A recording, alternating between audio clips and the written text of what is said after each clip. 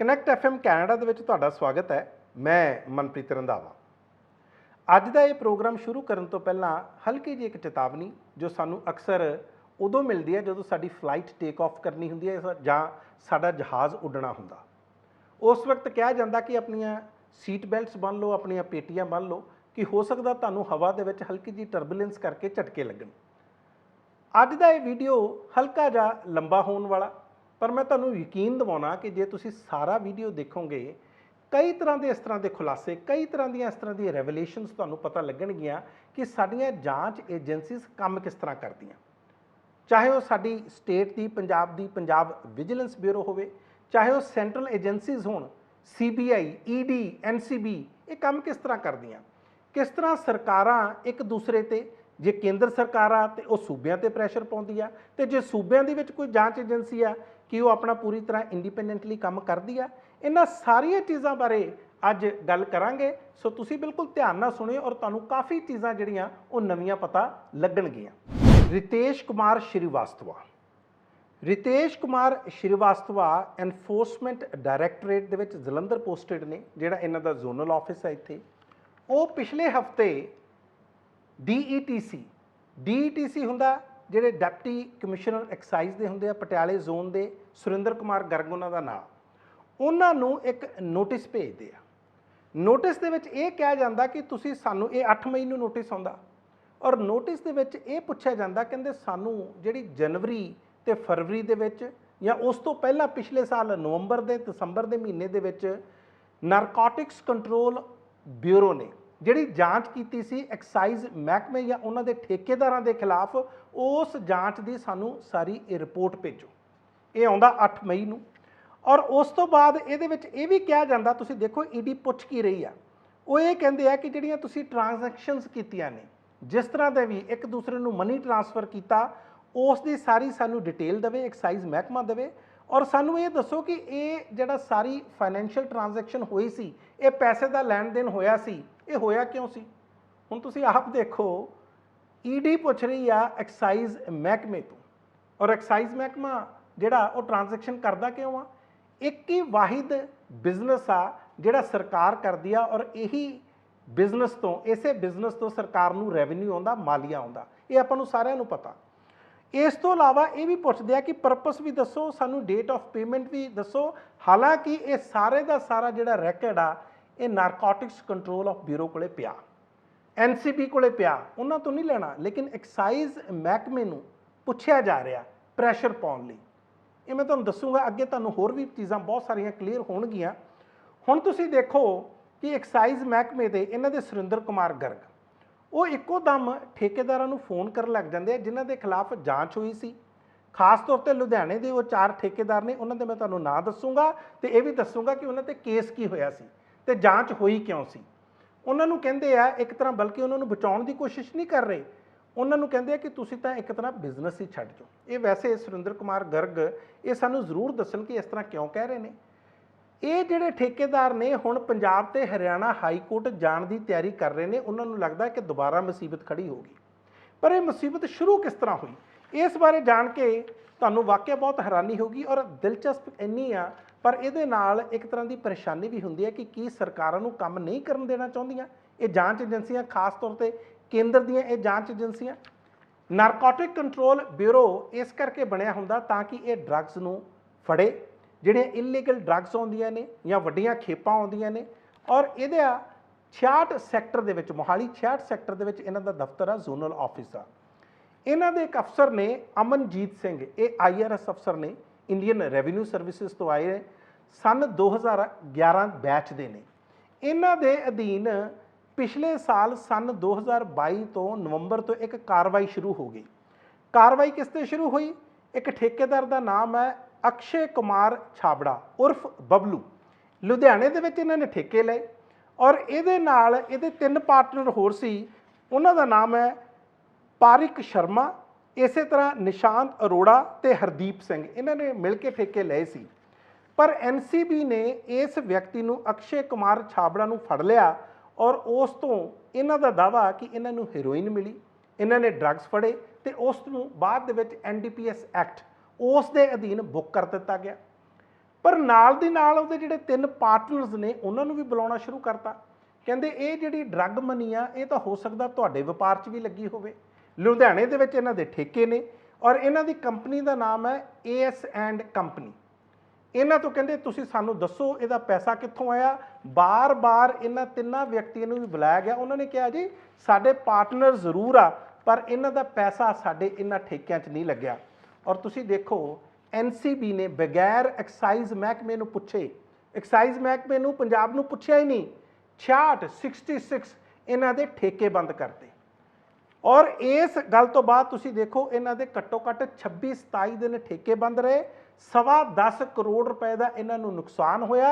ਤੇ ਜਿਹੜਾ ਇਹਨਾਂ ਨੂੰ ਬਾਰ-ਬਾਰ ਬੁਲਾਇਆ ਗਿਆ NCB ਵੱਲੋਂ, ਧਮਕੀਆਂ ਦਿੱਤੀਆਂ ਗਈਆਂ ਕਿ ਤੁਸੀਂ ਸਾਨੂੰ ਖੁਲਾਸੇ ਕਰੋ, ਦੱਸੋ, ਉਹ ਕਹਿੰਦੇ ਸਾਡੇ ਕੋਲ ਕੁਝ ਹੈ ਹੀ ਨਹੀਂ। 2 ਮਹੀਨਿਆਂ ਦੀ ਪੁੱਛਗਿੱਛ ਤੋਂ ਬਾਅਦ ਜਦੋਂ ਕੁਝ ਨਹੀਂ ਨਿਕਲਿਆ ਤੇ ਫਿਰ ਇਹੀ ਠੇਕੇਦਾਰ ਜਿਹੜੇ 3 ਆ ਇਹ ਜਾਂਦੇ ਨੇ ਫਾਈਨੈਂਸ ਮਿਨਿਸਟਰੀ ਦਾ ਇੱਕ ਵਿੰਗ ਆ smugglers and foreign exchange manipulators forfeiture of property act ਆ। ਇਹ ਹੋ ਸਕਦਾ ਤੁਸੀਂ ਪਹਿਲੀ ਵਾਰੀ ਸੁਣਿਆ ਹੋਵੇ। ਇਹਨੂੰ SAFEMV ਕਹਿ ਦਿੰਦੇ ਨੇ। ਔਰ ਜਿਸ ਤਰ੍ਹਾਂ ਮੈਂ ਦੱਸਿਆ ਫਾਈਨੈਂਸ ਮਿਨਿਸਟਰੀ ਦੇ ਅੰਡਰ ਆਉਂਦਾ। ਇਹਨਾਂ ਦੀ ਇੱਕ ਕੰਪੀਟੈਂਟ ਅਥਾਰਟੀ, ਉਹਨਾਂ ਦਾ ਇੱਕ ਕੋਰਟ ਦੀਆਂ ਉਹਨਾਂ ਕੋਲੇ ਪਾਵਰਸ ਹੁੰਦੀਆਂ ਨੇ। ਉਹਨਾਂ ਕੋਲੇ ਇਹ ਮਾਮਲਾ ਜਾ ਕੇ ਦਰਜ ਕਰਦੇ ਨੇ, ਉੱਥੇ ਗੁਹਾਰ ਲਾਉਂਦੇ ਨੇ, ਉੱਥੇ ਅਪੀਲ ਕਰਦੇ ਨੇ ਕਿ ਸਾਨੂੰ ਨਾਰਕੋਟਿਕ ਕੰਟਰੋਲ ਬਿਊਰੋ ਵਾਲੇ ਤੰਗ ਕਰ ਰਹੇ ਨੇ, ਸਾਡੀ ਮਦਦ ਕਰੋ। ਔਰ ਉੱਥੇ ਜਿਹੜੀ ਕੰਪੀਟੈਂਟ ਅਥਾਰਟੀ ਹੁੰਦੀ ਹੈ, ਸਾਡੇ ਕੋਲ ਉਹਦਾ ਆਰਡਰ ਵੀ ਆ, ਹਰੀ ਗੋਬਿੰਦ ਸਿੰਘ, ਉਹ ਇੱਕ ਆਰਡਰ ਪਾਸ ਕਰਦੀ ਆ। ਉਸ ਅਥਾਰਟੀ ਨੇ ਕਿਹਾ ਕਿ ਜਿੰਨਾ ਵੀ ਤੁਸੀਂ ਕਾਰਵਾਈ ਕੀਤੀ ਠੀਕ ਹੈ, ਤੁਸੀਂ ਅਕਸ਼ੇ ਕੁਮਾਰ ਛਾਬੜਾ ਨੂੰ ਤਾਂ ਫੜ ਲਿਆ, ਉਰਫ ਬਬਲੂ ਨੂੰ ਫੜ ਲਿਆ, ਉਹਦੇ ਕੋਲੇ ਹੀਰੋਇਨ ਰਿਕਵਰ ਕੀਤੀ, ਪਰ ਜਿਹੜੇ ਇਹਦੇ 3 ਪਾਰਟਨਰਸ ਨੇ ਇਹਨਾਂ ਨੇ ਕੀ ਗੁਨਾਹ ਕੀਤਾ ਸੀ।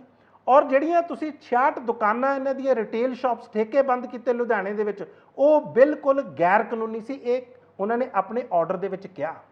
ਆਰਡਰ ਆ ਗਿਆ, ਉਸ ਤੋਂ ਬਾਅਦ ਦੁਕਾਨਾਂ ਖੁੱਲ੍ਹ ਗਈਆਂ। ਪਰ ਤੁਸੀਂ ਇੱਕ ਚੀਜ਼ ਹੋਰ ਦੇਖੋ, ਪੰਜਾਬ ਦੇ ਐਕਸਾਈਜ਼ ਮਹਿਕਮੇ ਨੇ ਕਦੇ ਵੀ ਪਲਟ ਕੇ ਨਹੀਂ ਪੁੱਛਿਆ ਜਾਂ NCB ਨੂੰ ਕਿ ਜੇ ਤੁਹਾਡੀ ਇਹ ਸਾਰੀ ਕਾਰਵਾਈ ਗੈਰ ਕਾਨੂੰਨੀ ਸੀ ਤੁਸੀਂ ਕਿਸ ਤਰ੍ਹਾਂ ਕੀਤੀ। ਤੇ ਜਿਹੜਾ 10.25 ਕਰੋੜ ਰੁਪਏ ਦਾ ਨੁਕਸਾਨ ਹੋਇਆ ਉਹਦੀ ਭਰਪਾਈ ਕਿਉਂ ਨਹੀਂ ਕਰਵਾਈ। ਵਰੁਣ ਰੂਜਮ ਜਿਹੜੇ ਐਕਸਾਈਜ਼ ਕਮਿਸ਼ਨਰ ਨੇ, ਇਹ ਕਿਸ ਤਰ੍ਹਾਂ ਆਪਣੇ ਠੇਕੇਦਾਰਾਂ ਨੂੰ ਇਸ ਤਰ੍ਹਾਂ, ਤਾਂ ਫਿਰ ਜਿਹੜੇ ਤੁਹਾਡੇ ਟਰੇਡਰਸ ਆਉਂਦੇ ਨੇ, ਤੁਹਾਡੇ ਲੀਕਰ ਕੰਟਰੈਕਟਰਸ ਆਉਂਦੇ ਨੇ, ਉਹ ਤਾਂ ਡਰ ਜਾਣਗੇ। ਤੇ ਇਹੀ ਤਾਂ ਹੋ ਸਕਦਾ ਕੇਂਦਰ ਸਰਕਾਰ ਦਾ ਜਾਂ ਇਹਨਾਂ ਏਜੰਸੀਜ਼ ਦਾ ਮਕਸਦ ਹੋਵੇ ਕਿ ਇਹਨਾਂ ਨੂੰ ਡਰਾਉਣਾ ਚਾਹੁੰਦੀਆਂ ਹੋਣ। NCB ਦਾ ਇਕੱਲਾ ਕੇਸ ਥੋੜੀ ਆ। ਤੁਸੀਂ ਯਾਦ ਕਰੋ ਮਹਾਰਾਸ਼ਟਰ ਦੇ ਵਿੱਚ ਵੀ ਜਦੋਂ ਸ਼ਾਹਰੁਖ ਖਾਨ ਦੇ ਮੁੰਡੇ ਨੂੰ ਫੜ ਲਿਆ ਸੀ, ਆਰੀਅਨ ਖਾਨ ਨੂੰ, ਅੱਜ ਕੱਲ੍ਹ ਫਿਰ CBI ਨੇ ਨਾਰਕੋਟਿਕ ਕੰਟਰੋਲ ਬਿਊਰੋ ਦੇ ਜਿਹੜੇ ਸਾਬਕਾ ਜ਼ੋਨਲ ਡਾਇਰੈਕਟਰ ਸੀ ਸਮੀਰ ਵਾਂਖੜੇ, ਉਹਨਾਂ ਤੇ ਕੇਸ ਦਰਜ ਕਰ ਲਿਆ ਹੁਣ। ਔਰ ਉਹਦੇ ਵਿੱਚ ਇਹ ਖੁਲਾਸਾ ਹੋਇਆ, ਮੈਂ NCB ਦੀ ਗੱਲ ਦੱਸਦਾ ਕਿ ਤੁਸੀਂ ਦੇਖੋ ਇਹ ਕੰਮ ਕਿਸ ਤਰ੍ਹਾਂ ਕਰਦੇ ਆ। ਉਸ FIR ਜਿਹੜੀ ਦਰਜ ਕੀਤੀ ਗਈ ਆ ਉਹਦੇ ਵਿੱਚ ਇਹ ਖੁਲਾਸਾ ਹੋਇਆ ਕਿ ਇਹ ਜਿਹੜੇ ਸਮੀਰ ਵਾਂਖੜੇ ਸੀ ਜਦੋਂ ਉੱਥੇ ਪੋਸਟਡ ਸੀ ਮਹਾਰਾਸ਼ਟਰ ਦੇ ਵਿੱਚ, ਇਹ ਆਰੀਅਨ ਖਾਨ ਜਿਹੜੇ ਸ਼ਾਹਰੁਖ ਖਾਨ ਬਾਲੀਵੁੱਡ ਦੇ ਕਾਫੀ ਵੱਡੇ ਸਟਾਰ ਨੇ, ਉਹਨਾਂ ਤੋਂ 25 ਕਰੋੜ ਦੀ ਰਿਸ਼ਵਤ ਮੰਗ ਰਹੇ ਸੀ। ਇਕੱਲੇ ਉਹਨਾਂ ਤੋਂ ਨਹੀਂ, ਹੋਰ ਵੀ ਜਿਹੜੇ ਉਹਨਾਂ ਦੇ ਨਾਲ ਫੜੇ ਗਏ ਸੀ। ਇਹ ਸਾਰੇ ਕੌਡਿਲੀਆ ਕਰੂਜ਼ ਸ਼ਿਪ ਸੀ। ਉਹਨਾਂ ਦੇ ਸਨ 2021 ਦਾ ਮਾਮਲਾ। ਉਹਨਾਂ ਸਾਰਿਆਂ ਨੂੰ ਫੜ ਕੇ ਲੈ ਕੇ ਆਏ ਸੀ ਔਰ ਸਾਰੇ ਵੱਡੇ ਘਰਾਂ ਦੇ ਸੀ, ਬੱਚੇ ਸੀ, ਕੁੜੀਆਂ ਸੀ, ਮੁੰਡੇ ਸੀ। ਉਹਨਾਂ ਨੂੰ ਕਿਹਾ ਗਿਆ ਕਿ ਤੁਸੀਂ ਇੰਨੇ ਪੈਸੇ ਦੇ ਦਿਓ। ਔਰ ਤੁਹਾਨੂੰ ਮੈਂ ਇਹ ਵੀ ਦੱਸਦਾ, ਇਹ 25 ਕਰੋੜ ਤੋਂ ਸ਼ੁਰੂ ਹੋਇਆ। ਆਪਸ ਦੇ ਵਿੱਚ ਜਿਹੜੀ ਡੀਲ ਹੋਈ ਉਹ 18 ਕਰੋੜ ਤੇ ਮੰਗੀ। 18 ਕਰੋੜ ਤੇ ਇਹ ਡੀਲ ਮੁੱਕਦੀ ਹੈ ਤੇ ਉਸ ਤੋਂ ਬਾਅਦ ਕਿਹਾ ਜਾਂਦਾ ਕਿ ਸਾਨੂੰ ਪੈਸੇ ਦਿਓ। 50 ਲੱਖ ਰੁਪਇਆ ਪੇਸ਼ਗੀ ਵੀ ਦੇ ਦਿੱਤਾ ਜਾਂਦਾ। ਬਾਅਦ ਦੇ ਵਿੱਚ ਕੁਝ ਪੈਸੇ ਜਿਹੜੇ ਆ ਉਹ ਵਾਪਸ ਕਰ ਦਿੱਤੇ ਜਾਂਦੇ ਆ। ਤੇ ਹੁਣ ਜਾ ਕੇ CBI ਨੇ ਇਸ ਕੇਸ ਦੀ ਜਾਂਚ ਸ਼ੁਰੂ ਕੀਤੀ ਆ।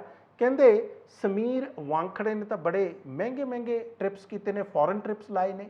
ਔਰ ਅੱਜ ਤੱਕ ਸਮੀਰ ਵਾਂਖੜੇ CBI ਨੂੰ ਦੱਸ ਨਹੀਂ ਸਕੇ ਕਿ ਉਹਨਾਂ ਨੇ ਜਿਹੜੇ ਆਪਣੇ ਫੋਰਨ ਟ੍ਰਿਪਸ ਲਾਏ ਨੇ ਉਹ ਕਿਸ ਪੈਸੇ ਨਾਲ ਲਾਏ ਨੇ, ਐਕਸਪਲੇਨ ਹੀ ਨਹੀਂ ਕਰ ਪਾ ਰਹੇ। ਇਸ ਤੋਂ ਇਲਾਵਾ ਉਹਨਾਂ ਕੋਲੇ ਮਹਿੰਗੀਆਂ ਘੜੀਆਂ, ਸ਼ਰਟਸ, ਤਮਾਮ ਤਰ੍ਹਾਂ ਦੀਆਂ ਚੀਜ਼ਾਂ।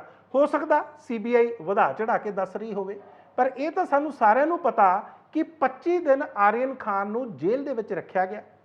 ਔਰ ਉਸ ਤੋਂ ਬਾਅਦ ਉਸ ਮੁੰਡੇ ਕੋਲੇ ਕਿਸੇ ਤਰ੍ਹਾਂ ਦੀ ਕੋਈ ਡਰੱਗ ਨਹੀਂ ਮਿਲੀ। ਬੰਬੇ ਹਾਈ ਕੋਰਟ ਨੇ ਉਸ ਤੋਂ ਬਾਅਦ ਉਸ ਮੁੰਡੇ ਨੂੰ ਜ਼ਮਾਨਤ ਦਿੱਤੀ ਸੀ। ਤੇ ਅੱਜ ਤੁਸੀਂ ਦੇਖੋ ਉਹਨਾਂ ਦਾ ਆਪਣਾ ਹੀ ਅਫਸਰ, ਜ਼ੋਨਲ ਡਾਇਰੈਕਟਰ NCB ਦਾ, ਫਸਿਆ ਫਿਰਦਾ ਸਮੀਰ ਵਾਂਖੜੇ। ਵੈਸੇ ਉਹਨੂੰ ਪਿਛਲੇ ਦਿਨਾਂ ਦੇ ਵਿੱਚ ਚੇਨਈ ਦੇ ਵਿੱਚ ਟ੍ਰਾਂਸਫਰ ਕਰ ਦਿੱਤਾ ਗਿਆ ਸੀ, ਜਿੱਥੇ ਟੈਕਸ ਪੇਅਰ ਸਰਵਿਸਿਜ਼ ਇੱਕ ਇਹਨਾਂ ਦਾ ਵਿੰਗ ਆ, ਉੱਥੇ ਉਹਨੂੰ ਲਾਇਆ ਗਿਆ। ਉਹ ਕਹਿ ਰਿਹਾ ਸਮੀਰ ਵਾਂਖੜੇ, ਕਹਿੰਦੇ ਦੇਖੋ ਜੀ ਮੈਂ ਤਾਂ ਬੜਾ ਵੱਡਾ ਪੈਟਰੀਓਟ ਆ, ਮੈਂ ਤਾਂ ਬੜਾ ਵੱਡਾ ਨੈਸ਼ਨਲਿਸਟ ਆ, ਮੇਰੇ ਨਾਲ ਧੱਕਾ ਹੋ ਰਿਹਾ। ਪਰ ਜਦੋਂ ਉਹਨਾਂ ਸਾਰੇ ਬੱਚਿਆਂ ਨਾਲ ਧੱਕਾ ਹੋ ਰਿਹਾ ਸੀ ਔਰ ਇਸ ਨੂੰ ਇਸ਼ੂ ਬਣਾਇਆ ਜਾ ਰਿਹਾ ਸੀ, ਕੀ ਤੁਹਾਨੂੰ ਉਹਨਾਂ ਦਾ ਦਰਦ ਉਸ ਵੇਲੇ ਪਤਾ ਸੀ? ਜਾਂਚ ਏਜੰਸੀਆਂ ਕਿਸ ਤਰ੍ਹਾਂ ਸੂਬਾ ਸਰਕਾਰਾਂ ਨੂੰ ਤੰਗ ਕਰਦੀਆਂ ਨੇ, ਇਕੱਲਾ ਪੰਜਾਬ 'ਚ ਨਹੀਂ ਹੋ ਰਿਹਾ। ਪੰਜਾਬ ਵਿਜੀਲੈਂਸ ਬਿਊਰੋ ਬਾਰੇ ਤਾਂ ਪ੍ਰਤਾਪ ਸਿੰਘ ਬਾਜਵਾ ਨੇ ਵੀ ਹੁਣ ਇੱਕ ਕਮੈਂਟ ਕੀਤਾ, ਬਲਕਿ ਉਹਨਾਂ ਨੇ ਇੱਕ ਪ੍ਰੈਸ ਕਾਨਫਰੰਸ ਕੀਤੀ ਆ। ਪ੍ਰਤਾਪ ਸਿੰਘ ਬਾਜਵਾ ਵਿਰੋਧੀ ਧਿਰ ਦੇ ਨੇਤਾ ਨੇ। ਉਹ ਕਹਿੰਦੇ ਪੰਜਾਬ ਵਿਜੀਲੈਂਸ ਬਿਊਰੋ ਨੂੰ ਕੇਵਲ ਵਿਰੋਧੀ ਧਿਰ ਦੇ ਨੇਤਾ ਹੀ ਕਿਉਂ ਦੱਸਦੇ ਨੇ। ਕਹਿੰਦੇ ਇੱਕ ਤਰ੍ਹਾਂ ਦੀ ਵੈਂਡੇਟਾ ਪੋਲਿਟਿਕਸ ਆ, ਔਰ ਜਦੋਂ ਤੋਂ ਆਮ ਆਦਮੀ ਪਾਰਟੀ ਸੱਤਾ ਦੇ ਵਿੱਚ ਆਈ ਆ, ਵਿਜੀਲੈਂਸ ਬਿਊਰੋ ਨੂੰ ਵਿਰੋਧੀ ਧਿਰ ਦੇ ਨੇਤਾਵਾਂ ਦੇ ਖਿਲਾਫ ਹੀ ਇਸਤੇਮਾਲ ਕੀਤਾ ਜਾਂਦਾ। ਉਹਨਾਂ ਦੇ ਨਾਲ ਸੁਖਪਾਲ ਸਿੰਘ ਖਹਿਰਾ ਵੀ ਬੈਠੇ ਹੁੰਦੇ ਆ। ਸਾਡੇ ਇੱਕ ਸਾਥੀ ਸਾ ਕੁਸ਼ਲਦੀਪ ਸਿੰਘ ਢਿੱਲੋਂ, ਜਿਨ੍ਹਾਂ ਨੂੰ ਅਸੀਂ ਕਿੱਕੀ ਢਿੱਲੋਂ ਕਹਿੰਦੇ, ਉਹਨਾਂ ਨੂੰ ਅੱਜ ਪਹਿਲੇ ਵਿਜੀਲੈਂਸ ਵਾਲਿਆਂ ਨੇ ਫਰੀਦਕੋਟ ਬੁਲਾਇਆ ਤੇ ਬਾਅਦ ਦੇ ਵਿੱਚ ਡਿਸਪ੍ਰੋਪੋਰਸ਼ਨੇਟ ਅਸੈਟਸ ਦੇ ਕੇਸ ਦੇ ਵਿੱਚ ਉਹਨਾਂ ਦੀ ਅਰੈਸਟ ਪਾ ਲਈ ਗਈ ਹੈ। ਮੌਜੂਦਾ ਟਾਈਮ ਦੇ ਵਿੱਚ ਉਹਨਾਂ ਦੇ ਘਰ ਇਸ ਟਾਈਮ ਰੇਡ ਚੱਲ ਰਿਹਾ ਵਿਜੀਲੈਂਸ ਦਾ। ਮੈਂ ਉਸ ਗੱਲ ਨੂੰ ਕੰਡੈਮ ਕਰਨਾ ਚਾਹੁੰਦਾ। ਮੈਂ ਪੰਜਾਬ ਦੇ ਲੋਕਾਂ ਨੂੰ ਇਸ ਗੱਲ ਨੂੰ ਸੁਚੇਤ ਕਰਨਾ ਚਾਹੁੰਦਾ ਕਿ ਇੱਕ ਸੋਚੀ ਸਮਝੀ ਰਣਨੀਤੀ ਦੇ ਵਿੱਚ ਆਮ ਆਦਮੀ ਪਾਰਟੀ ਇਹ ਜਾਣਦੀ ਹੈ ਕਿ ਪੰਜਾਬ ਦੇ ਵਿੱਚ ਜਿਹੜੀ ਮੇਨ ਆਪੋਜੀਸ਼ਨ ਪਾਰਟੀ ਹੈ ਉਹ ਕਾਂਗਰਸ ਹੈ। 18 ਸਾਡੇ ਕੋਲ MLAs ਹੈ ਨੇ ਹਾਊਸ ਦੇ ਵਿੱਚ, ਤੇ ਪੰਜਾਬ ਦੇ ਵਿੱਚ ਇਹਨਾਂ ਦੀ ਗਲਤ ਪਾਲਿਸੀਆਂ ਪਿਛਲੇ 14 ਮਹੀਨੇ 'ਚ ਲਗਾਤਾਰ ਜੇ ਬੇਨਕਾਬ ਕੀਤਾ ਕਿਸੇ ਨੇ, ਉਹ ਕਾਂਗਰਸ ਪਾਰਟੀ ਕਰ। ਸੁਖਪਾਲ ਸਿੰਘ ਖਹਿਰਾ ਕਹਿੰਦੇ ਕਿ ਮੇਰੀ ਤਾਂ ਗੱਲ ਛੱਡੋ, ਮੇਰੇ ਪਰਿਵਾਰ ਤੱਕ ਨੂੰ ਨਹੀਂ ਬਖਸ਼ਿਆ ਗਿਆ। 5 ਸੈਕਸ਼ਨ ਨਾਨ ਅਵੇਲੇਬਲ ਲਾ ਕੇ ਗੁਪਤ ਰੱਖ ਲਈ। ਅੱਜ ਹਾਈ ਕੋਰਟ ਨੇ ਉਹਨਾਂ ਨੂੰ ਪੁੱਛਿਆ ਕਿ ਗੁਪਤ ਕਿਉਂ ਰੱਖੀ ਤੁਸੀਂ। ਜਿਹੜਾ ਉਸ FIR ਦਾ ਨੰਬਰ ਹੈਗਾ ਵਾ FIR number 30 police station Bholath, dated 11/5, ਜਿੱਦਣ ਮੈਨੂੰ ਬੇਲ ਮਿਲਦੀ ਆ ਉਹਨੂੰ ਪਤਾ ਲੱਗ ਗਿਆ ਕਿ ਬੇਲ ਮਿਲ ਜਾਣੀ, ਇੱਕ ਦਿਨ ਪਹਿਲਾਂ ਇੱਕ FIR ਦਰਜ ਕਰਕੇ ਗੁਪਤ ਰੱਖ ਲਈ ਆਪਣੇ ਕੋਲ, ਔਰ ਕਿਤੇ ਅਪਲੋਡ ਨਹੀਂ ਕੀਤੀ ਆਨਲਾਈਨ। ਜਿਹੜਾ ਕਪੂਰਥਲਾ ਪੁਲਿਸ ਦਾ ਵੈਬਸਾਈਟ ਹੈ, 29 ਨੰਬਰ ਵੀ ਅਪਲੋਡ ਕਰਤੀ, 30 ਗੁਪਤ ਰੱਖ ਲਈ ਮੇਰੇ ਖਿਲਾਫ, 31 ਵੀ ਕਰ ਦਿੱਤੀ। ਇਹ ਗੱਲਾਂ ਸਾਰੀਆਂ ਅੱਜ ਹਾਈ ਕੋਰਟ ਦੇ ਮਾਨਯੋਗ ਜੱਜ ਸਾਹਿਬ ਨੇ ਔਨ ਰਿਕਾਰਡ ਲੈਂਦੀਆਂ ਨੇ। ਇੱਥੋਂ ਸਾਫ਼ ਸਾਬਤ ਹੋ ਗਿਆ ਵਾ ਕਿ ਭਗਵੰਤ ਮਾਨ, ਮਤਲਬ ਕਿ ਮੈਂ ਕਹਿ ਸਕਦਾ ਚੰਗਾ ਤਾਂ ਨਹੀਂ ਲੱਗਦਾ, ਉਹ ਸਾਡੇ ਖੂਨ ਦਾ ਪਿਆਸਾ ਵਾ। ਉਹਨੂੰ ਐਂ ਲੱਗਦਾ ਕਿ ਕਿਸੇ ਤਰੀਕੇ ਨਾਲ ਇਹਨਾਂ ਨੂੰ ਟੰਗ ਦਿਓ, ਫੜ ਲਓ, ਚੱਕ ਲਓ, ਢਾਹ ਲਓ। ਔਰ ਜਿੱਦਾਂ ਬਾਜਵਾ ਸਾਹਿਬ ਨੇ ਕਿਹਾ ਕਿ ਬੰਦਿਆਂ ਨਾਲ ਲੜਾਈ ਤਾਂ ਅਸੀਂ ਸੁਣੀ ਸੀਗੀ, ਇਹ ਤਾਂ ਹੁਣ ਔਰਤਾਂ ਦੇ ਵੀ ਉੱਤਰ ਆਏ ਨੇ। ਇਸ FIR ਵਿੱਚ ਮੇਰੀ ਵਾਈਫ ਦਾ ਨਾਮ ਆ, ਮੇਰੇ ਮਰਹੂਮ ਪਿਤਾ Sardar Sukhjinder Singh former education minister, ਉਹਨਾਂ ਦਾ ਨਾਮ ਵੀ ਆ ਔਰ ਮੇਰਾ ਨਾਮ ਵੀ ਆ। ਔਰ ਹਾਈ ਕੋਰਟ ਨੇ ਅੱਜ ਸਾਨੂੰ ਜਿਹੜੀ ਰਾਹਤ ਦਿੱਤੀ, ਮੈਂ ਉਹਨਾਂ ਦਾ ਬਹੁਤ ਸ਼ੁਕਰੀਆ ਅਦਾ ਕਰਦਾ, ਉਸ ਅਕਾਲ ਪੁਰਖ ਵਾਹਿਗੁਰੂ ਦਾ ਵੀ ਸ਼ੁਕਰੀਆ ਅਦਾ ਕਰਦਾ। ਔਰ ਨਾਲ ਬਾਜਵਾ ਸਾਹਿਬ, ਤੁਹਾਨੂੰ ਵੀ ਯਕੀਨ ਦਿਵਾਉਣਾ ਪਾਰਟੀ ਨੂੰ ਤੇ ਲੋਕਾਂ ਨੂੰ, ਕਿ ਅਗਰ ਇਹ ਸਮਝਦੇ ਨੇ ਕਿ ਅਸੀਂ ਇੱਦਾਂ ਪਰਚੇ ਦਰਜ ਕਰਕੇ ਧਮਕਾ ਕੇ, ਡਰਾ ਕੇ, ਬਾਹਾਂ ਮਰੋੜ ਕੇ, ਅੰਦਰ ਸੁੱਟ ਕੇ ਅਸੀਂ ਇਹਨਾਂ ਦੀ ਆਵਾਜ਼ ਬੰਦ ਕਰਾਂਗੇ। ਮੈਂ ਸਮਝਦਾ ਭਗਵੰਤ ਸਿੰਘ ਮਾਨ, ਤੁਸੀਂ ਮੇਰੇ ਨਾਲ ਕੰਮ ਕੀਤਾ ਹੀ ਆ, ਤੁਹਾਨੂੰ ਪਤਾ ਹੋਣਾ ਚਾਹੀਦਾ ਕਿ ਮੇਰੀ ਇੱਦਾਂ ਦੀ ਤਬੀਅਤ ਨਹੀਂ ਗੀ। ਛੱਤੀਸਗੜ੍ਹ ਦੇ ਵਿੱਚ ਵੀ ਕਿਸ ਤਰ੍ਹਾਂ ED ਨੇ, ਐਨਫੋਰਸਮੈਂਟ ਡਾਇਰੈਕਟੋਰੇਟ ਨੇ ਉੱਥੇ ਜਾ ਕੇ ਛਾਪੇ ਮਾਰੇ, ਔਰ ਇਹ ਕਿਹਾ ਜਾ ਰਿਹਾ ਕਿ ਛੱਤੀਸਗੜ੍ਹ ਦੇ ਚੀਫ ਮਿਨਿਸਟਰ ਭੁਪੇਸ਼ ਬਘੇਲ ਨੇ ਲਿਕਰ ਸਕੈਮ ਕਰਤਾ, ਐਕਸਾਈਜ਼ ਸਕੈਮ ਕਰਤਾ 2000 ਕਰੋੜ ਰੁਪਏ ਦਾ। ਔਰ ਇਹ ਮਾਮਲਾ ਜਦੋਂ ਸੁਪਰੀਮ ਕੋਰਟ ਦੇ ਵਿੱਚ ਪਹੁੰਚਿਆ ਤੇ ਸੁਪਰੀਮ ਕੋਰਟ ਵੀ ਹੈਰਾਨ ਰਹਿ ਗਿਆ। ਜਸਟਿਸ ਸੰਜੇ ਕਿਸ਼ਨ ਕੌਲ, ਉਹ ਇਸ ਬੈਂਚ ਦੀ ਅਗਵਾਈ ਕਰ ਰਹੇ ਸੀ, ਡਿਵੀਜ਼ਨ ਬੈਂਚ ਸੀ 2 ਜੱਜਿਸ ਦਾ। ਉਹਨਾਂ ਨੇ ਜਦੋਂ ਦੇਖਿਆ ਤੇ ਉਹ ਬੜੇ ਹੈਰਾਨ ਰਹਿ ਗਏ। ਕਹਿੰਦੇ ਤੁਸੀਂ ਕੰਮ ਕਿਸ ਤਰ੍ਹਾਂ ਕਰਦੇ ਹੋ? ਕਹਿੰਦੇ ਜੇ ਤੁਸੀਂ ਕੋਈ ਬੋਨਾਫਾਈਡ ਯਾਨੀ ਕਿ ਸਹੀ ਕੰਮ ਵੀ ਕਰੋ ਤਾਂ ਵੀ ਲੱਗਦਾ, ਕਿਉਂਕਿ ਤੁਸੀਂ ਇੱਕ ਫੀਅਰ ਕ੍ਰੀਏਟ ਕਰ ਦਿੰਦੇ ਹੋ, ਐਟਮੋਸਫੀਅਰ ਜਾਂ ਵਾਤਾਵਰਨ ਇਸ ਤਰ੍ਹਾਂ ਦਾ ਕ੍ਰੀਏਟ ਕਰ ਦਿੰਦੇ ਹੋ ਕਿ ਸਾਰੀਆਂ ਸਰਕਾਰਾਂ ਵੀ ਡਰ ਜਾਂਦੀਆਂ ਨੇ, ਸਰਕਾਰਾਂ ਦੇ ਅਫਸਰ ਵੀ ਡਰ ਜਾਂਦੇ ਨੇ, ਤੇ ਇੱਥੋਂ ਤੱਕ ਕਿ ਜਿਹੜੇ ਠੇਕੇਦਾਰ ਜਾਂ ਜਿਹੜੇ ਬਿਜ਼ਨਸਮੈਨ ਹੁੰਦੇ ਨੇ ਉਹ ਵੀ ਡਰ ਜਾਂਦੇ ਨੇ। ਜੇ ਇਸੇ ਤਰ੍ਹਾਂ ਤੁਸੀਂ ਕੰਮ ਕਰਦੇ ਰਹੇ ਤੇ ਫਿਰ ਤੁਸੀਂ ਆਪ ਹੀ ਸਮਝੋ ਸਰਕਾਰਾਂ ਕਿਸ ਤਰ੍ਹਾਂ ਚੱਲਣਗੀਆਂ। ਮੈਂ ਤੁਹਾਨੂੰ ਇੱਥੇ ਇਹ ਦੱਸਦਾ ਕਿ ਸਾਡੇ ਸ਼ਡਿਊਲ 7 ਦੇ ਵਿੱਚ, ਲਿਸਟ 1 ਦੇ ਵਿੱਚ ਜਿਹੜਾ ਐਕਸਾਈਜ਼ ਦਾ ਕੰਮ ਆ ਜਾਂ ਜਿਹੜਾ ਐਕਸਾਈਜ਼ ਮਹਿਕਮਾ, ਇਹ ਇੱਕ ਸਟੇਟ ਸਬਜੈਕਟ ਆ। ਇਹਦੇ ਉੱਤੇ ਕੇਂਦਰ ਦਾ ਕਿਸੇ ਤਰ੍ਹਾਂ ਦਾ ਕੋਈ ਵੀ ਅਸਰ ਨਹੀਂ ਹੈ। ਕੇਂਦਰ ਇਹਦੇ ਵਿੱਚ ਕਿਸੇ ਤਰ੍ਹਾਂ ਦੀ ਕੋਈ ਦਖਲਅੰਦਾਜ਼ੀ ਨਹੀਂ ਕਰ ਸਕਦਾ, ਪਰ ਫਿਰ ਵੀ ਬਾਰ-ਬਾਰ ਦਖਲਅੰਦਾਜ਼ੀ ਕੀਤੀ ਜਾਂਦੀ ਹੈ। ਤੁਸੀਂ ਦੇਖੋ ਜਿਹੜੇ ਕੇਂਦਰ ਸਰਕਾਰ ਵੱਲੋਂ ਛੱਤੀਸਗੜ੍ਹ ਸੂਬੇ ਦੇ ਖਿਲਾਫ ਜੋ ਕੇਂਦਰ ਸਰਕਾਰ ਦੇ additional solicitor general SV Raju ਉਹ ਪੇਸ਼ ਹੁੰਦੇ ਨੇ। ਉਹ ਕਹਿੰਦੇ ਜੀ ਇਹਨਾਂ ਨੇ ਤਾਂ ਘਪਲੇ ਹੀ ਬਹੁਤ ਕੀਤੇ ਆ, ਇਹਨਾਂ ਨੇ ਤਾਂ ਦੇਖੋ ਲਿਕਰ ਕੰਟਰੈਕਟਰਸ ਨੂੰ ਬਹੁਤ ਪੈਸੇ ਦਿੱਤੇ ਆ, ਉਹਨਾਂ ਤੋਂ ਪੈਸੇ ਲੈ ਲਏ ਆ, ਪਤਾ ਨਹੀਂ ਕੋਈ ਸਬੂਤ ਦੇ ਪਾਉਂਦੇ ਆ ਕਿ ਨਹੀਂ ਦੇ ਪਾਉਂਦੇ, ਪਰ ਉੱਥੇ ਜਾ ਕੇ ਇਸ ਤਰ੍ਹਾਂ ਦੇ ਦਾਅਵੇ ਕਰਦੇ ਆ।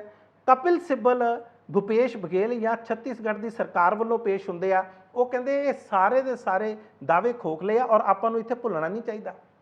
ਹੁਣ ਅਗਲੀਆਂ ਇਲੈਕਸ਼ਨਾਂ ਆਉਣ ਵਾਲੇ ਦਿਨਾਂ ਦੇ ਵਿੱਚ ਛੱਤੀਸਗੜ੍ਹ ਦੇ ਵਿੱਚ ਆ, ਔਰ ਛੱਤੀਸਗੜ੍ਹ ਦੇ ਚੀਫ ਮਿਨਿਸਟਰ ਨੂੰ ਕਾਂਗਰਸ ਦੇ ਮੁੱਖ ਮੰਤਰੀ ਨੇ ਭੁਪੇਸ਼ ਬਘੇਲ, ਉਹਨਾਂ ਨੂੰ ਹੁਣ ਕਿਸ ਤਰ੍ਹਾਂ ਤੰਗ ਕਰਨਾ ਜਾਂ ਉਹਨਾਂ ਦੀ ਸਰਕਾਰ ਨੂੰ ਕਿਸ ਤਰ੍ਹਾਂ ਬਦਨਾਮ ਕਰਨਾ, ਇਹ ਉਹਦੀ ਇੱਕ ਉਦਾਹਰਨ ਆ। Central bureau of investigation CBI ਇਹ ਇੱਕ ਪ੍ਰੀਮੀਅਰ ਇਨਵੈਸਟੀਗੇਸ਼ਨ ਏਜੰਸੀ ਆ, ਪਰ ਅਕਸਰ ਲੋਕ ਮੈਂ ਕਿਹਾ ਉਹ ਕਹਿੰਦੇ ਨੇ, ਉਹਨਾਂ ਨੂੰ ਸੁਣਨਾ, ਉਹ ਕਹਿੰਦੇ ਹੋਏ ਜਦੋਂ ਸੰਨ 2013 ਦੇ ਵਿੱਚ ਸੁਪਰੀਮ ਕੋਰਟ ਨੇ ਕਿਹਾ ਸੀ ਇਹ ਤਾਂ ਇੱਕ ਪਿੰਜਰੇ ਦਾ ਤੋਤਾ, ਇਹਨਾਂ ਤੋਂ ਸਰਕਾਰਾਂ ਜਿੱਦਾਂ ਚਲਾਉਂਦੀਆਂ ਨੇ ਇਹਨਾਂ ਨੂੰ ਇਹ ਉਸ ਤਰ੍ਹਾਂ ਹੀ ਚੱਲਦੇ ਨੇ, ਆਪਣਾ ਦਿਮਾਗ ਨਹੀਂ ਇਸਤੇਮਾਲ ਕਰਦੇ ਤੇ ਨਾ ਹੀ ਆਪਣੇ ਲੈਵਲ ਤੇ ਇਹ ਕੋਈ ਡਿਸੀਜਨ ਲੈਂਦੇ ਨੇ। ਹੁਣ CBI ਦੇ ਨਵੇਂ ਡਾਇਰੈਕਟਰ ਲੱਗਣ ਜਾ ਰਹੇ ਨੇ। ਮੈਂ ਤੁਹਾਨੂੰ ਪਹਿਲਾਂ ਵੀ ਇੱਕ ਦਿਨ ਦੱਸਿਆ ਸੀ ਪ੍ਰਵੀਨ ਸੂਦ ਨਵੇਂ ਡਾਇਰੈਕਟਰ ਨੇ, ਪਰ ਕੀ ਇਸ ਤਰ੍ਹਾਂ ਹੋ ਰਿਹਾ ਕਿ ਜਿੱਥੇ ਵੀ ਭਾਰਤੀ ਜਨਤਾ ਪਾਰਟੀ ਦੀ ਸਰਕਾਰ ਹਾਰਦੀ ਆ, ਉੱਥੋਂ ਦੇ ਜਿਹੜੇ DGP ਹੁੰਦੇ ਨੇ ਉਹਨਾਂ ਨੂੰ ਚੱਕ ਕੇ CBI ਦੇ ਡਾਇਰੈਕਟਰ ਲਾ ਦਿੱਤਾ ਜਾਂਦਾ। ਮੈਂ ਤੁਹਾਨੂੰ 3 ਇਹੋ ਜਿਹੀਆਂ ਉਦਾਹਰਨਾਂ ਦਊਂਗਾ ਜਿਸ ਤੋਂ ਤੁਹਾਨੂੰ ਪਤਾ ਲੱਗੇਗਾ ਕਿ ਪਾਸਟ ਦੇ ਵਿੱਚ ਵੀ ਇਸ ਤਰ੍ਹਾਂ ਹੋਇਆ, ਇਹ ਕੋਈ ਨਵੀਂ ਗੱਲ ਨਹੀਂ ਆ। ਮੱਧ ਪ੍ਰਦੇਸ਼ ਚੱਲਦੇ ਆ। ਮੱਧ ਪ੍ਰਦੇਸ਼ ਦੇ ਵਿੱਚ ਸੰਨ 2018 ਦੇ ਵਿੱਚ ਕਮਲਨਾਥ ਯਾਨੀ ਕਿ ਕਾਂਗਰਸ ਦੀ ਪਾਰਟੀ ਉੱਥੇ ਜਿੱਤ ਜਾਂਦੀ ਹੈ, ਸਰਕਾਰ ਬਣਾ ਲੈਂਦੀ ਹੈ ਤੇ ਕਮਲਨਾਥ ਉੱਥੋਂ ਦੇ ਮੁੱਖ ਮੰਤਰੀ ਬਣ ਜਾਂਦੇ ਨੇ। ਹੁਣ ਤੁਸੀਂ ਦੇਖੋ ਉੱਥੇ DJP ਹੁੰਦੇ ਨੇ ਰਿਸ਼ੀ ਕੁਮਾਰ ਸ਼ੁਕਲਾ, ਇਹ DGP ਸੀ ਉੱਥੋਂ ਦੇ, ਪਰ ਰਿਸ਼ੀ ਕੁਮਾਰ ਸ਼ੁਕਲਾ ਦੇ ਨਾਲ ਕਮਲਨਾਥ ਦੀ ਬਣਦੀ ਨਹੀਂ ਕਿਉਂਕਿ ਨਵੇਂ ਮੁੱਖ ਮੰਤਰੀ ਸੀ, ਪਹਿਲਾਂ ਭਾਰਤੀ ਜਨਤਾ ਪਾਰਟੀ ਦੀ ਸਰਕਾਰ ਸੀ, ਆਪਸ ਦੇ ਵਿੱਚ ਕਈ ਤਰ੍ਹਾਂ ਦੇ ਟਕਰਾਅ ਪੈਦਾ ਹੋ ਜਾਂਦੇ ਨੇ। ਇਹਨਾਂ ਨੂੰ ਚੱਕ ਕੇ ਬਾਅਦ ਦੇ ਵਿੱਚ ਤੁਸੀਂ ਦੇਖ ਲਓ, ਆਪਣਾ ਰੈਕਡ ਦੇਖ ਲਓ, ਬਾਅਦ ਦੇ ਵਿੱਚ ਇਹਨਾਂ ਨੂੰ ਡਾਇਰੈਕਟਰ CBI ਲਾ ਦਿੱਤਾ ਜਾਂਦਾ, ਕੇਂਦਰ ਦੇ ਵਿੱਚ ਬੁਲਾ ਲਿਆ ਜਾਂਦਾ, ਪਹਿਲਾਂ ਇਹਨਾਂ ਦੇ ਨਾਲ ਗੱਲਬਾਤ ਹੁੰਦੀ ਆ ਤੇ ਉਸ ਤੋਂ ਬਾਅਦ ਇਹਨਾਂ ਨੂੰ ਡਾਇਰੈਕਟਰ ਲਾ ਦਿੱਤਾ ਜਾਂਦਾ CBI ਦੇ। ਔਰ ਕਮਲਨਾਥ ਦੀ ਸਰਕਾਰ, ਤੁਹਾਨੂੰ ਇਹ ਵੀ ਪਤਾ ਹੋਣਾ, ਉਸ ਤੋਂ ਬਾਅਦ ਬਹੁਤ ਜ਼ਿਆਦਾ ਸਰਵਾਈਵ ਨਹੀਂ ਕਰਦੀ। CBI ਦਾ ਡਾਇਰੈਕਟਰ ਬਹੁਤ ਪਾਵਰਫੁਲ ਹੁੰਦਾ, ਇਕੱਲਾ ਇਹ ਨਹੀਂ ਹੁੰਦਾ ਕਿ CBI ਨੂੰ ਕੋਈ ਜਨਰਲ ਕੰਸੈਂਟ ਮਿਲੇ ਤੇ ਉਹਨੇ ਹੀ ਛਾਪੇ ਮਾਰਨੇ ਹੁੰਦੇ ਆ। ਉਹਨਾਂ ਦੀ ਇਨਕਮ ਟੈਕਸ ਹੋਵੇ, ED ਹੋਵੇ ਜਾਂ ਹੋਰ ਜਾਂਚ ਏਜੰਸੀਆਂ, ਉਹਨਾਂ ਤੱਕ ਵੀ ਪੂਰੀ ਪਹੁੰਚ ਹੁੰਦੀ ਆ ਔਰ ਉਹਨਾਂ ਨੂੰ ਕਿਸ ਤਰ੍ਹਾਂ ਦਾ ਕੰਮ ਲੈਣਾ ਜਾਂ ਉਹਨਾਂ ਤੋਂ ਕਿਸ ਤਰ੍ਹਾਂ ਦਾ ਕੰਮ ਲੈਣਾ ਇਹਨਾਂ ਨੂੰ ਸਾਰਾ ਪਤਾ ਹੁੰਦਾ। ਅੱਗੇ ਆ ਜਾਓ ਮਹਾਰਾਸ਼ਟਰ ਦੇ ਵਿੱਚ ਵੀ ਤੁਹਾਨੂੰ ਪਤਾ, ਜਦੋਂ ਉद्धਵ ਠਾਕਰੇ ਦੀ ਸਰਕਾਰ ਬਣਦੀ ਆ, ਉद्धਵ ਠਾਕਰੇ ਉੱਥੋਂ ਦੇ ਚੀਫ ਮਿਨਿਸਟਰ ਹੁੰਦੇ ਆ, ਲੇਕਿਨ ਉੱਥੇ ਸੁਬੋਧ ਕੁਮਾਰ ਜੈਸਵਾਲ DGP ਸੀ। ਸੁਬੋਧ ਕੁਮਾਰ ਜੈਸਵਾਲ ਇਸ ਟਾਈਮ ਵੀ CBI ਦੇ ਡਾਇਰੈਕਟਰ ਨੇ। ਇਹ DGP ਸੀ ਤੇ ਇਹ ਦੇਵੇਂਦਰ ਫਡਨਵੀਸ ਅੱਜ ਕੱਲ੍ਹ ਉੱਥੋਂ ਦੇ ਉਪ ਮੁੱਖ ਮੰਤਰੀ ਨੇ। ਏਕਨਾਥ ਸ਼ਿੰਦੇ ਮੁੱਖ ਮੰਤਰੀ ਨੇ, ਹਾਲਾਂਕਿ ਪਹਿਲਾਂ ਦੇਵੇਂਦਰ ਫਡਨਵੀਸ ਹੀ ਉੱਥੋਂ ਦੇ ਮੁੱਖ ਮੰਤਰੀ ਸੀ, ਪਰ ਬਾਅਦ ਦੇ ਵਿੱਚ ਜਦੋਂ ਏਕਨਾਥ ਸ਼ਿੰਦੇ ਟੁੱਟ ਕੇ ਜਾਂਦੇ ਨੇ ਸ਼ਿਵ ਸੈਨਾ ਤੋਂ, ਉਹ ਹੁਣ ਉਹ ਮੁੱਖ ਮੰਤਰੀ ਨੇ ਤੇ ਭਾਰਤੀ ਜਨਤਾ ਪਾਰਟੀ ਦੇ ਨਾਲ ਸਰਕਾਰ ਬਣੀ ਆ। ਇਸੇ ਕਰਕੇ ਦੇਵੇਂਦਰ ਫਡਨਵੀਸ ਉਪ ਮੁੱਖ ਮੰਤਰੀ ਨੇ ਔਰ ਇਹਨਾਂ ਦੇ ਜੈਸਵਾਲ ਦੇ ਨਾਲ ਬੜੇ ਪੁਰਾਣੇ ਤੇ ਵਧੀਆ ਸਬੰਧ ਨੇ, ਇਹਨਾਂ ਦੀ ਆਪਸ ਦੇ ਵਿੱਚ ਬੜੀ ਨੇੜਤਾ। ਹੁਣ ਤੁਸੀਂ ਦੇਖੋ, ਜਦੋਂ ਉद्धਵ ਠਾਕਰੇ ਨੂੰ ਸਬਕ ਸਿਖਾਉਣਾ ਸੀ ਤੇ ਇਸੇ ਤਰ੍ਹਾਂ ਆਪਸ ਦੇ ਵਿੱਚ ਬਣਦੀ ਨਹੀਂ ਸੀ ਔਰ ਇਸ ਕਰਕੇ ਇਹਨਾਂ ਨੂੰ ਵੀ ਦਿੱਲੀ ਸੱਦ ਲਿਆ, ਕਹਿੰਦੇ ਆ ਜਾਓ ਇੱਥੇ। ਔਰ ਥੋੜੇ ਦਿਨਾਂ ਬਾਅਦ ਜਿਸ ਤਰ੍ਹਾਂ ਨਤੀਜੇ ਆਉਂਦੇ ਨੇ, ਸਾਰਾ ਕੁਝ ਆਉਂਦਾ ਤੇ ਇਹਨਾਂ ਨੂੰ ਵੀ ਡਾਇਰੈਕਟਰ ਬਣਾ ਦਿੱਤਾ ਜਾਂਦਾ ਜੈਸਵਾਲ ਨੂੰ CBI ਦਾ। ਹੁਣ ਇਹਨਾਂ ਨੇ ਰਿਟਾਇਰ ਹੋਣਾ 25 ਜੂਨ ਨੂੰ। ਹੁਣ ਚੱਲਦੇ ਆਪਾਂ ਕਰਨਾਟਕ ਦੇ ਵਿੱਚ ਪ੍ਰਵੀਨ ਸੂਦ ਦਾ ਜਿਹੜੇ ਮੌਜੂਦਾ DGP ਨੇ, ਇਹਨਾਂ ਦਾ DK ਸ਼ਿਵ ਕੁਮਾਰ ਕਾਂਗਰਸ ਦੇ ਪ੍ਰਧਾਨ ਨੇ, ਕਾਂਗਰਸ ਦੇ ਪ੍ਰਧਾਨ ਕਰਨਾਟਕ ਦੇ। ਇਸ ਟਾਈਮ ਉਹ CM ਦੀ ਰੇਸ 'ਚ ਨੇ, ਉਹ ਬਣਦੇ ਨੇ ਨਹੀਂ ਬਣਦੇ ਇੱਕ ਵੱਖਰਾ ਵਿਸ਼ਾ। ਪਰ ਮੈਂ ਤੁਹਾਨੂੰ ਇੱਕ ਚੀਜ਼ ਦੱਸ ਦਿੰਦਾ ਕਿ ਪ੍ਰਵੀਨ ਸੂਦ ਦੇ ਨਾਲ ਇਹਨਾਂ ਦਾ 36 ਦਾ ਅੰਕੜਾ ਸੀ।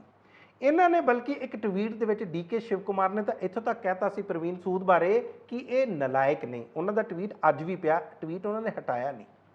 ਔਰ ਉਸ ਤੋਂ ਬਾਅਦ ਜਿਹੜੀ ਕਰਨਾਟਕ ਸਰਕਾਰ ਦੇ ਖਿਲਾਫ ਮੁਹਿੰਮ ਚੱਲ ਰਹੀ ਸੀ ਕਿ ਇਹ 40% ਦੀ ਸਰਕਾਰ ਆ, ਕਰਪਸ਼ਨ ਕਰਦੀ ਆ, ਜਦੋਂ ਉਹਨਾਂ ਨੇ ਪੇ CM ਦੇ ਪੋਸਟਰਸ ਲਾਏ ਤੇ ਇਸੇ DGP ਦੇ ਆਰਡਰਸ ਤੇ ਇਹਨਾਂ ਸਾਰੇ ਕਾਂਗਰਸ ਦੇ ਲੀਡਰਸ ਦੇ ਖਿਲਾਫ ਕੇਸ ਦਰਜ ਹੋਣੇ ਸ਼ੁਰੂ ਹੋ ਗਏ ਸੀ।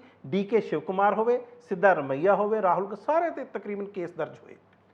ਤੇ ਹੁਣ ਜਦੋਂ ਨਲਾਇਕ ਕਹਤਾ ਤੇ 36 ਦਾ ਅੰਕੜਾ ਤੇ ਸਰਕਾਰ ਚਲੀ ਗਈ। ਨਾਲ ਦੀ ਨਾਲ ਹੀ ਤੁਸੀਂ ਦੇਖੋ, ਤੁਸੀਂ ਅਨਾਉਂਸ ਕਰਤਾ ਕਿ ਸਾਡੇ ਅਗਲੇ ਜਿਹੜੇ ਡਾਇਰੈਕਟਰ ਹੋਣਗੇ ਸੀਬੀਆਈ ਦੇ ਉਹ ਪ੍ਰਵੀਨ ਸੂਦ ਹੋਣਗੇ। ਇੱਕ ਸਵਾਲ ਹੋਰ ਉੱਠਦਾ, ਤੁਸੀਂ ਇਹ ਕਹੋਗੇ ਕਿ ਇਹ ਤੁਸੀਂ ਐਵੇਂ ਭਾਰਤੀ ਜਨਤਾ ਪਾਰਟੀ ਜਾਂ ਕੇਂਦਰ ਸਰਕਾਰ ਨੂੰ ਇਸ ਤਰ੍ਹਾਂ ਆਲੋਚਨਾ ਕਰੀ ਜਾਂਦੇ ਹੋ, ਇਹਦੀ ਤਾਂ ਇੱਕ ਪ੍ਰਕਿਰਿਆ ਹੁੰਦੀ ਆ, ਇਹਦੇ ਵਿੱਚ ਪ੍ਰਾਈਮ ਮਿਨਿਸਟਰ ਵੀ ਹੁੰਦੇ ਆ, ਇਹਦੇ ਵਿੱਚ ਭਾਰਤ ਦੇ ਚੀਫ ਜਸਟਿਸ ਡੀ.ਵਾਈ. ਚੰਦਰਚੂੜ ਵੀ ਹੁੰਦੇ ਆ, ਕੋਈ ਵੀ ਚੀਫ ਜਸਟਿਸ ਹੋਏਗਾ ਤਾਂ ਇਹਦੇ ਵਿੱਚ ਲੋਕ ਸਭਾ ਦੇ ਜਿਹੜੇ ਆਪੋਜੀਸ਼ਨ ਦੇ ਲੀਡਰ ਨੇ ਇਸ ਟਾਈਮ ਅਧੀਰ ਰੰਜਨ ਚੌਧਰੀ ਨੇ ਕਾਂਗਰਸ ਦੇ, ਉਹ ਵੀ ਹੋਣਗੇ, ਤੇ ਫਿਰ ਇਹ ਗਲਤ ਫੈਸਲਾ ਕਿਵੇਂ ਲੈ ਸਕਦੇ ਨੇ? ਪਰ ਤੁਹਾਨੂੰ ਮੈਂ ਪਹਿਲਾਂ ਵੀ ਦੱਸਿਆ ਸੀ ਕਿ ਇਹ ਜਿਹੜੀਆਂ ਲਿਸਟਾਂ ਆਉਂਦੀਆਂ ਨੇ, ਪਹਿਲਾਂ ਤਾਂ ਉਹ ਸਾਰੀਆਂ ਉਹੀ ਲਿਸਟਾਂ ਆਉਂਦੀਆਂ ਨੇ ਸਰਕਾਰ ਵੱਲੋਂ ਜਿਹੜੀਆਂ ਉਹਨਾਂ ਨੇ ਪਹਿਲਾਂ ਤੈਅ ਕੀਤੀਆਂ ਹੁੰਦੀਆਂ ਨੇ। ਹੁਣੇ ਅਧੀਰ ਰੰਜਨ ਚੌਧਰੀ ਨੇ ਪ੍ਰਵੀਨ ਸੂਦ ਦੇ ਖਿਲਾਫ ਜਦੋਂ ਇੱਕ ਨੋਟਿੰਗ ਦਿੱਤੀ ਸੀ ਜਾਂ ਕਿਹਾ ਸੀ, ਆਪਣਾ ਡਿਸੈਂਟ ਦਿੱਤਾ ਸੀ, ਉਹਨਾਂ ਨੇ ਇਹੀ ਤਾਂ ਗੱਲ ਕਹੀ ਸੀ, ਕਹਿੰਦੇ ਮੇਰੇ ਕੋਲ ਤਾਂ ਸਾਰੇ ਅਫਸਰਾਂ ਦਾ 115 ਅਫਸਰ ਤੁਸੀਂ ਦੇਖੋ ਇਹਨਾਂ ਨੇ ਭੇਜਤੇ, ਉਹਨਾਂ ਦਾ ਪੂਰਾ ਮੇਰੇ ਕੋਲ ਤਾਂ ਸਰਵਿਸ ਰੈਕਡ ਹੀ ਨਹੀਂ ਭੇਜਿਆ, ਤੇ ਮੈਂ ਤੈਅ ਕਿਸ ਤਰ੍ਹਾਂ ਕਰਾਂ? ਔਰ ਉਹਨਾਂ ਨੇ ਪ੍ਰਵੀਨ ਸੂਦ ਦੇ ਖਿਲਾਫ ਕਿਹਾ ਸੀ ਕਿ ਨਹੀਂ, ਇਹਨਾਂ ਨੂੰ ਨਹੀਂ ਲੱਗਣਾ ਚਾਹੀਦਾ। ਪਰ ਆਪਾਂ ਨੂੰ ਤਾਂ ਪਤਾ ਕਿ ਜੋ ਪ੍ਰਧਾਨ ਮੰਤਰੀ ਚਾਹੁੰਦੇ ਨੇ ਆਖਿਰਕਾਰ ਸੀਬੀਆਈ ਦਾ ਡਾਇਰੈਕਟਰ ਤਾਂ ਉਹੀ ਲੱਗਦਾ। ਤੇ ਹੁਣ ਤੁਸੀਂ ਆਪ ਅੰਦਾਜ਼ਾ ਲਾ ਲਓ, ਜਿੱਥੇ ਜਿੱਥੇ ਸਰਕਾਰ ਹਾਰਦੀ ਹੈ ਔਰ ਇਹਨਾਂ ਨੂੰ ਲੱਗਦਾ ਕਿ ਇਸ ਡੀਜੀਪੀ ਨੂੰ ਉਹਨਾਂ ਦੇ ਸਾਰੇ ਅਵਗੁਣ ਪਤਾ ਨੇ, ਉਹਨਾਂ ਦੀਆਂ ਸ਼ਾਰਟਕਮਿੰਗਸ ਪਤਾ ਨੇ ਤੇ ਉਹਨਾਂ ਦੇ ਲੂਪ ਹੋਲਸ ਪਤਾ ਨੇ, ਉਹਨਾਂ ਨੂੰ ਇਹ ਚੱਕ ਕੇ ਡਾਇਰੈਕਟਰ ਸੀਬੀਆਈ ਲਾ ਦਿੰਦੇ ਨੇ। ਸੰਜੇ ਕੁਮਾਰ ਮਿਸ਼ਰਾ ਇਹ ਇਸ ਟਾਈਮ ਈਡੀ ਦੇ ਡਾਇਰੈਕਟਰ ਨੇ ਤੇ ਚੌਥੀ ਵਾਰੀ ਡਾਇਰੈਕਟਰ ਬਣ ਜਾ ਰਹੇ ਨੇ। ਇਹ ਮਸਲਾ ਇਸ ਟਾਈਮ ਸੁਪਰੀਮ ਕੋਰਟ ਦੇ ਵਿੱਚ ਚਲਾ ਗਿਆ ਤੇ ਸੁਪਰੀਮ ਕੋਰਟ ਨੇ ਪੁੱਛਿਆ, ਕਹਿੰਦੇ ਤੁਹਾਨੂੰ ਕੋਈ ਹੋਰ ਨਹੀਂ ਲੱਭਦਾ? ਸਨ 2018 ਦੇ ਵਿੱਚ ਸੰਜੇ ਕੁਮਾਰ ਮਿਸ਼ਰਾ ਇਹ ਬਣਦੇ ਨੇ, ਪਹਿਲੀ ਵਾਰੀ ਡਾਇਰੈਕਟਰ ਬਣਦੇ ਨੇ ਈਡੀ ਦੇ, ਤੇ ਸਨ 2020 ਦੇ ਵਿੱਚ ਰਿਟਾਇਰ ਹੋ ਜਾਂਦੇ ਨੇ। ਉਸ ਤੋਂ ਬਾਅਦ 2021 ਦੇ ਵਿੱਚ ਫੇਰ ਇਹਨਾਂ ਨੂੰ ਐਕਸਟੈਂਸ਼ਨ ਮਿਲਦੀ ਹੈ, ਸਨ 2022 ਦੇ ਵਿੱਚ ਫੇਰ ਐਕਸਟੈਂਸ਼ਨ ਮਿਲਦੀ ਹੈ, ਤੇ ਜਦੋਂ ਹੁਣ ਐਕਸਟੈਂਸ਼ਨ ਦਾ ਮਾਮਲਾ ਆਉਂਦਾ, ਨਵੰਬਰ ਤੱਕ ਇਹਨਾਂ ਦਾ ਟੈਨਿਓਰ ਆ, ਤੇ ਫਿਰ ਸੁਪਰੀਮ ਕੋਰਟ ਦੇ ਵਿੱਚ ਮਾਮਲਾ ਜਾਂਦਾ, ਤੇ ਫਿਰ ਸੁਪਰੀਮ ਕੋਰਟ ਦੇ ਵਿੱਚ Chief Justice of India D Y. Chandrachud ਪੁੱਛਦੇ ਨੇ ਕਿ ਤੁਹਾਡੇ ਕੋਲ ਕੋਈ ਅਫਸਰ ਹੈ ਹੀ ਨਹੀਂ, ਇਸ ਕਾਬਿਲ ਨਹੀਂ ਹੈ ਕਿ ਈਡੀ ਨੂੰ ਚਲਾ ਸਕੇ। ਸੋ ਇੱਥੋਂ ਤੁਸੀਂ ਅੰਦਾਜ਼ਾ ਲਾ ਸਕਦੇ ਹੋ ਕਿ ਕਿਸ ਤਰ੍ਹਾਂ ਈਡੀ ਦੇ ਵਿੱਚ ਇੱਕ ਖਾਸ ਵਿਅਕਤੀ ਨੂੰ ਰੱਖਣਾ ਔਰ ਲਗਾਤਾਰ ਰੱਖਣਾ। ਪਿਛਲੇ ਦਿਨਾਂ ਦੇ ਵਿੱਚ ਤੁਹਾਨੂੰ ਇਹ ਵੀ ਯਾਦ ਹੋਣਾ, ਸਾਰੀਆਂ ਕਈ ਆਪੋਜੀਸ਼ਨ ਪਾਰਟੀਆਂ ਨੇ ਜਾ ਕੇ ਸੁਪਰੀਮ ਕੋਰਟ ਦੇ ਵਿੱਚ ਇੱਕ ਯਾਚਿਕਾ ਦਾਖਲ ਕੀਤੀ ਸੀ ਔਰ ਇਹ ਕਿਹਾ ਸੀ ਕਿ ਈਡੀ ਜਿਹੜੀ ਆ ਉਹਦਾ ਕੰਮ ਕਰਨ ਦਾ ਤਰੀਕਾ ਜਿਹੜਾ ਉਹ ਬਿਲਕੁਲ ਗਲਤ ਆ, ਬਲਕਿ ਉਹ ਆਪੋਜੀਸ਼ਨ ਦੇ ਲੀਡਰਸ ਨਾਲ ਧੱਕਾ ਕਰਦੀ ਆ। ਪਿਛਲੇ ਦਿਨਾਂ ਦੇ ਵਿੱਚ ਜਦੋਂ ਇੱਕ ਰਿਪੋਰਟ ਆਈ, ਉਦੋਂ ਇਹ ਗੱਲ ਆਈ ਵੀ ਸਾਹਮਣੇ, 121 ਦੇ ਕਰੀਬ ਜਿਨ੍ਹਾਂ ਤੇ ਛਾਪੇ ਵੱਜੇ ਉਹ ਸਾਰੇ ਵਿਰੋਧੀ ਧਿਰ ਦੇ ਨੇਤਾ, 121 ਚੋਂ 95% ਵਿਰੋਧੀ ਧਿਰ ਦੇ ਨੇਤਾ ਸੀ, ਯਾਨੀ ਕਿ 115 ਵਿਰੋਧੀ ਧਿਰ ਦੇ, ਤੇ ਕੇਵਲ ਬਾਕੀ ਜਿਹੜੇ ਨੇਤਾ ਬਚ ਜਾਂਦੇ ਨੇ ਉਹ ਕੇਵਲ ਜਿਹੜੇ ਮੌਜੂਦਾ ਪਾਰਟੀ ਜਿਹੜੀ ਸੱਤਾ 'ਚ ਉਹਨਾਂ ਦੇ ਨੇਤਾ ਸੀ। ਤੇ ਹੁਣ ਤੁਸੀਂ ਇੱਕ ਚੀਜ਼ ਦੇਖੋ, ਕੱਲਾ ਇੱਥੋਂ ਤੱਕ ਨਹੀਂ, ਜਦੋਂ ਹੋਰ ਅੰਕੜੇ ਸਾਹਮਣੇ ਆਏ, ਕਾਂਗਰਸ ਦੇ 24, ਤ੍ਰਿਣਮੂਲ ਕਾਂਗਰਸ ਦੇ 19, ਨੈਸ਼ਨਲਿਸਟ ਕਾਂਗਰਸ ਪਾਰਟੀ, ਤ੍ਰਿਣਮੂਲ ਕਾਂਗਰਸ ਪਾਰਟੀ ਮਮਤਾ ਬੈਨਰਜੀ ਦੀ ਆ, ਤੇ ਨੈਸ਼ਨਲਿਸਟ ਕਾਂਗਰਸ ਪਾਰਟੀ ਸ਼ਰਦ ਪਵਾਰ ਵਾਲੀ, ਇਹਦੇ 11, ਤੇ ਇਸੇ ਤਰ੍ਹਾਂ ਸ਼ਿਵ ਸੈਨਾ ਠਾਕਰੇ ਇਹਦੇ 8, ਇਹਨਾਂ ਤੇ ਸਾਰਿਆਂ ਤੇ ਛਾਪੇ ਪਏ ਆ। ਔਰ ਕਾਂਗਰਸ ਦੀ ਜਦੋਂ ਮੈਂ ਗੱਲ ਕਰਦਾ ਉਹਦੇ ਵਿੱਚ ਸੋਨੀਆ ਗਾਂਧੀ, ਰਾਹੁਲ ਗਾਂਧੀ, ਇਹਨਾਂ ਸਾਰਿਆਂ ਨੂੰ ਵਿੱਚ ਗਿਣ ਲਓ, ਰੋਬਰਟ ਵਾਡਰਾ ਉਹ ਵੀ ਇਹਦੇ ਵਿੱਚ ਹੀ ਆਉਂਦੇ ਨੇ। ਤੇ ਜਦੋਂ ਇਹ ਸਾਰੇ ਆਉਂਦੇ ਨੇ ਤੇ ਫਿਰ ਤੁਸੀਂ ਆਪ ਦੱਸੋ ਭਰੋਸੇਯੋਗਤਾ ਕਿਸ ਤਰ੍ਹਾਂ ਪੈਦਾ ਹੋਊਗੀ? ਹੁਣ ਤੁਹਾਨੂੰ ਮੈਂ ਇੱਕ ਐਗਜ਼ਾਮਪਲ ਦਿੰਨਾ, ਉद्धਵ ਠਾਕਰੇ ਦੀ ਪਾਰਟੀ ਸ਼ਿਵ ਸੈਨਾ ਦੇ ਇੱਕ ਨੇਤਾ ਨੇ, ਰਾਜ ਸਭਾ ਦੇ ਮੈਂਬਰ ਨੇ, ਸੰਜੇ ਰਾਉਤ, ਇਹਨਾਂ ਨੂੰ ਵੀ ਈਡੀ ਗ੍ਰਿਫਤਾਰ ਕਰ ਲੈਂਦੀ ਆ ਔਰ 3 ਮਹੀਨੇ ਤੋਂ ਵੱਧ ਇਹਨਾਂ ਨੂੰ ਜੇਲ੍ਹ 'ਚ ਰੱਖਦੀ ਆ। ਔਰ ਸਪੈਸ਼ਲ ਕੋਰਟ ਹੁੰਦੀ ਆ ਈਡੀ ਦੀ ਮੁੰਬਈ ਦੇ ਵਿੱਚ, ਉਹ ਦੇਖ ਕੇ ਬੜੇ ਹੈਰਾਨ ਰਹਿੰਦੇ ਨੇ ਜਦੋਂ ਈਡੀ ਕਿਸੇ ਤਰ੍ਹਾਂ ਦਾ ਕੋਈ ਸਬੂਤ ਹੀ ਨਹੀਂ ਪੇਸ਼ ਕਰ ਪਾਉਂਦੀ, ਬਲਕਿ ਉਹਨਾਂ ਦੇ ਉਸ ਟਾਈਮ ਜੱਜ ਸੀ ਸਪੈਸ਼ਲ ਜੱਜ M.G. ਦੇਸ਼ਪਾਂਡੇ, ਉਹਨਾਂ ਨੇ ਕਿਹਾ, ਕਹਿੰਦੇ ਜਿਹੜੇ ਤੁਸੀਂ 3 ਮਹੀਨੇ ਸੰਜੇ ਰਾਉਤ ਨੂੰ ਜੇਲ੍ਹ ਦੇ ਵਿੱਚ ਰੱਖਿਆ ਇਹ ਗੈਰ ਕਾਨੂੰਨੀ ਸੀ, ਇੱਕ ਵੀ ਤੁਸੀਂ ਸਬੂਤ ਨਹੀਂ ਪੇਸ਼ ਕਰ ਸਕੇ, ਬਲਕਿ ਉਹਨਾਂ ਦੇ ਇੱਕ ਹੋਰ ਸਾਥੀ ਸੀ ਪ੍ਰਵੀਨ ਰਾਉਤ, ਉਹ ਉਸ ਤੋਂ ਵੀ ਪਹਿਲਾਂ ਫੜ ਲਏ ਗਏ ਸੀ, ਉਹਨਾਂ ਦੀ ਵੀ ਹਿਰਾਸਤ ਨੂੰ ਗੈਰ ਕਾਨੂੰਨੀ ਦੱਸਿਆ। ਤੇ ਜਦੋਂ ਕੋਰਟਸ ਇੱਥੋਂ ਤੱਕ ਕਹਿ ਦੇਣ ਕਿ ਗੈਰ ਕਾਨੂੰਨੀ ਹਿਰਾਸਤ ਦੇ ਵਿੱਚ ਰੱਖਿਆ, ਤੇ ਫਿਰ ਤੁਸੀਂ ਕੀ ਕਹੋਗੇ ਇਹਨਾਂ ਏਜੰਸੀਜ਼ ਬਾਰੇ ਕਿ ਇਸ ਤਰ੍ਹਾਂ ਕੰਮ ਕਰਨਾ ਹੁੰਦਾ? ਪੰਕਜ ਚੌਧਰੀ ਇਹ ਸਟੇਟ ਮਿਨਿਸਟਰ ਨੇ ਫਾਈਨੈਂਸ ਦੇ, ਇਹਨਾਂ ਨੇ ਲੋਕ ਸਭਾ ਦੇ ਵਿੱਚ ਇਹ ਜਾਣਕਾਰੀ ਦਿੱਤੀ ਸੀ ਕਿ ਜਦੋਂ ਤੋਂ ਨਰਿੰਦਰ ਮੋਦੀ ਦੀ ਸਰਕਾਰ ਆਈ ਹੈ ਜਾਂ ਭਾਰਤੀ ਜਨਤਾ ਪਾਰਟੀ ਦੀ ਸਰਕਾਰ ਕੇਂਦਰ ਦੇ ਵਿੱਚ ਆਈ ਆ, ਤੇ ਇਹਨਾਂ ਨੇ 5422 ਵਾਰੀ ਛਾਪੇ ਮਾਰੇ ਆ, ਤੇ ਕਨਵਿਕਸ਼ਨਸ ਕਿੰਨੀਆਂ ਹੋਈਆਂ? ਕੇਵਲ 23, ਤੇ ਕਿੰਨੀ ਪਰਸੈਂਟੇਜ ਬਣਦੀ ਆ? ਕੇਵਲ 0.5%, ਇੰਨਾ ਲੋ ਆ ਕਨਵਿਕਸ਼ਨ ਰੇਟ। ਤੇ ਫਿਰ ਕਿਉਂ ਨਹੀਂ ਕਹਿਣਗੇ ਇਹ ਆਪੋਜੀਸ਼ਨ ਦੀਆਂ ਪਾਰਟੀਆਂ ਕਿ ਤੁਸੀਂ ਧੱਕਾ ਕਰਦੇ ਹੋ। ਇਸੇ ਤਰ੍ਹਾਂ ਤੁਸੀਂ ਹੋਰ ਦੇਖੋ, ਜਿਸ ਤਰ੍ਹਾਂ ਲੋਕ ਸਭਾ ਦੇ ਵਿੱਚ ਇਹ ਸਾਰਾ ਅੰਕੜਾ ਦਿੱਤਾ ਗਿਆ, ਕਹਿੰਦੇ ਜਦੋਂ ਤੋਂ ਨਰਿੰਦਰ ਮੋਦੀ ਆਏ ਨੇ ਉਸ ਤੋਂ ਬਾਅਦ 3010 ਰੇਡਸ ਕੰਡਕਟ ਕੀਤੀਆਂ ਗਈਆਂ, ਜਦਕਿ ਸਨ 2005 ਤੋਂ ਸਨ 2014 ਤੱਕ ਕੇਵਲ 112 ਰੇਡਸ ਕੰਡਕਟ ਕੀਤੀਆਂ ਗਈਆਂ। ਇਸ ਤੋਂ ਤੁਸੀਂ ਬਿਹਤਰ ਅੰਦਾਜ਼ਾ ਲਾ ਸਕਦੇ ਹੋ ਕਿ ਇਹ ਜਾਂਚ ਏਜੰਸੀਆਂ ਕਿਸ ਤਰ੍ਹਾਂ ਕੰਮ ਕਰਦੀਆਂ ਨੇ। ਤੁਸੀਂ ਦੇਖ ਰਹੇ ਸੀ ਕਨੈਕਟ ਸ਼ੀਸ਼ਾ, ਮੈਂ ਮਨਪ੍ਰੀਤ ਰੰਧਾਵਾ।